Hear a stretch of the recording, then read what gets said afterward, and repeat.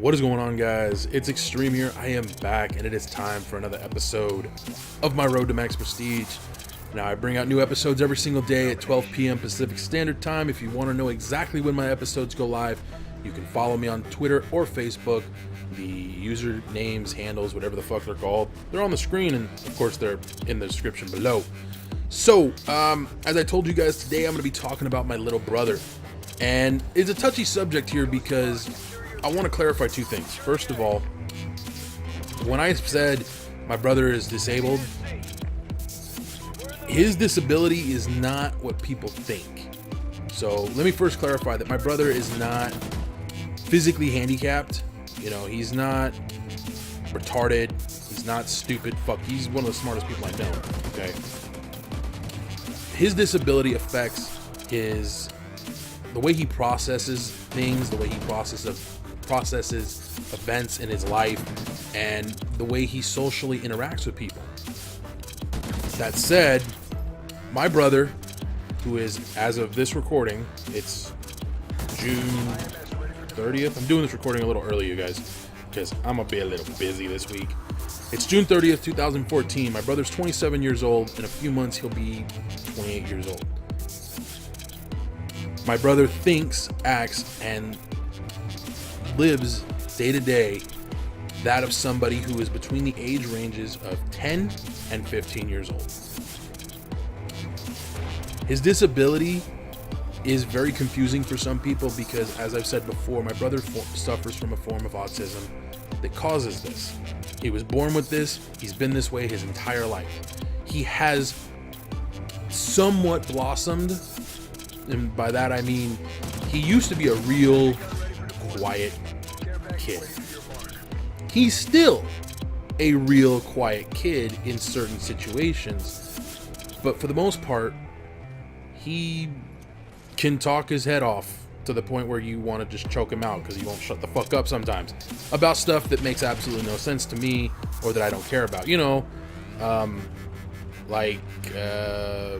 fucking anime stuff that I just don't get because I never got into that type of stuff. Video games that he likes. I don't know. There's some stuff he can just go on and on and on and on and on about. And I'm sitting there going, dude, shush, you know?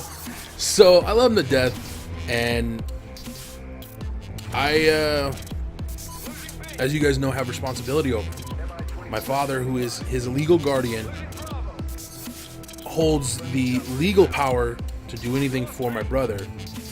But pretty much if I tell my dad Elliot needs to go to the doctor, Elliot needs to do this, my brother's name is Elliot, by the way, you know, this needs to be done, you need to do it, he'll do it. He doesn't question anything because basically when we were growing up, me and my brothers, my mom took care of us. You know, my dad was always working, or he was out to sea because he was in the Navy.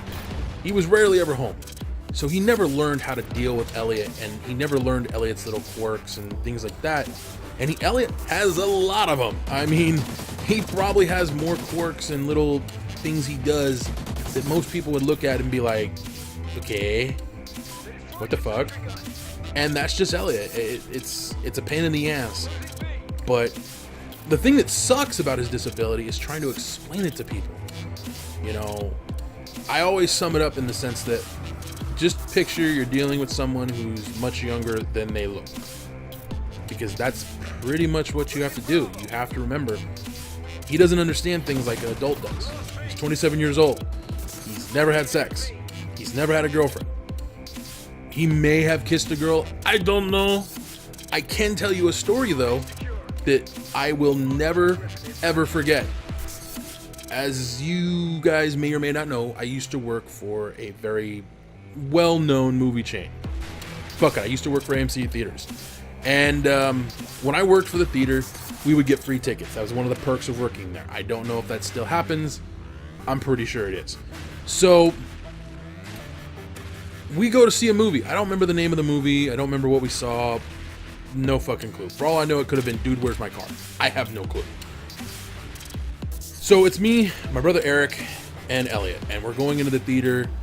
And as we enter the theater, me and Eric clearly hear someone say, Elliot. And we kind of look at each other like, what the fuck? Is that you? No. Whatever. We start trying to look for a seat. It's a little crowded in the theater. It's not like super crowded, but it's a little crowded for a Thursday night. Elliot! The fuck? Who the hell is calling Elliot? And Elliot, for this whole time, is just kind of sitting there, playing with his popcorn, you know, waiting for us to get a seat and everything, because the rule of thumb, whenever we took Elliot to the movies at this time, was he had to do whatever we told him to do, you know, stay right by us, don't run around, you know, whatever. Okay, cool. So he's doing what he's told to do, you know, he's being good, he's doing what he's supposed to do. But he's oblivious to this. He doesn't hear anyone calling him. And I'm sitting there and I literally say, Elliot, is someone calling you? He looks around. Oh, we hear it again. Elliot. And at this point, it's clear. It's a female voice. From the back of the goddamn theater, looking at nothing but the back of his head. Here is this fucking hot, I mean, oh my God. Damn. Sums it up, okay? Damn. This young girl, who's probably maybe 2-3 years younger than me, fucking recognizes my brother from the back of his head, and we're just like, holy shit, badass, dude. Yeah, little man, go for it. And he just kind of looks up and goes, oh, hi, so-and-so. I don't remember her name. Turns back around and goes back to eating his popcorn and waiting for the movie to start. And I'm like, are you joking me? Are you kidding me? Seriously? Like, wait, what just happened here? Here's this hot chick that literally was like, hi, Elliot, and she's all excited to see him, like, whatever. And I'm not stupid. Even then, I know. When a woman gets excited to see you, it's not just because you're friends. Like, she had a big-ass smile on her head. She kind of was waving for him to come up there, and he was just totally oblivious to it. I look at my brother Eric, and I'm like, dude, why don't we have luck like that? And it just, we're laughing our ass off for a little bit until the movie started. And as we left, we were ribbing him so much about it. And he was just like, guys, knock it off. She's just a friend. He finds out later, like 2 weeks or like 2-3 weeks later, he finds out she liked him. She was a senior. He was, I think, a junior in high school. And she liked him. Didn't care about his disability. Elliot was like, what do I do? Like, I don't know what to do. And I had to tell him, I'm like, it's your call, little guy, but I'll be honest with you. If you're at all scared of what could happen, I wouldn't do it. Worst advice I ever gave my brother, because he told her that it could be friends, but he wasn't sure what to do, and he didn't want to feel bad. So, great story, horrible ending, but I've asked him about it since then. In fact, I asked him about it the other day, and his exact words were, no, I still would have done that because he would have felt bad. She would have wanted to go out and do stuff, party and all that shit, and he would have been, nah, let's go play Legos. So it sucks from that regard. Now, as he's grown up, his interests have changed, but ultimately he's still just a young kid in a grown man's body. And it's a pain in the ass. It's difficult and it sucks. And, you know, I said this before, you know, my brother may never know what it's like to be with a woman. And that kills me because it's one of the few things in life I fucking love, man. He may not get to experience that, and it bugs the hell out of me. But it's little stuff like that he may never get to experience, and that's what bothers me most of all about it. But at the end of the day, though, I love my brother to death, man. And I would do anything for him. Anything at all. So, if he wanted me to go and kill somebody because, you know, they looked at him cockwobbled, okay, maybe that's an extreme example, but you get the idea. Anyways, thank you guys for joining me. I hope you enjoyed this episode. I will be back tomorrow with another one. Until next time, adios.